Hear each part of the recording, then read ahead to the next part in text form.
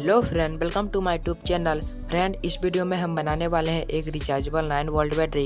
इसको कैसे बनाया जाता है इसकी पूरी डिटेल इस वीडियो में, तो इस वीडियो का अंत तक जरूर देखिएगा। और अभी तक आपने हमारे चैनल को सब्सक्राइब नहीं किया तो सब्सक्राइब कर घंटी वाले बटन को दबाकर ऑल पर सेलेक्ट कर ले। तो चलिए वीडियो को शुरू करते हैं।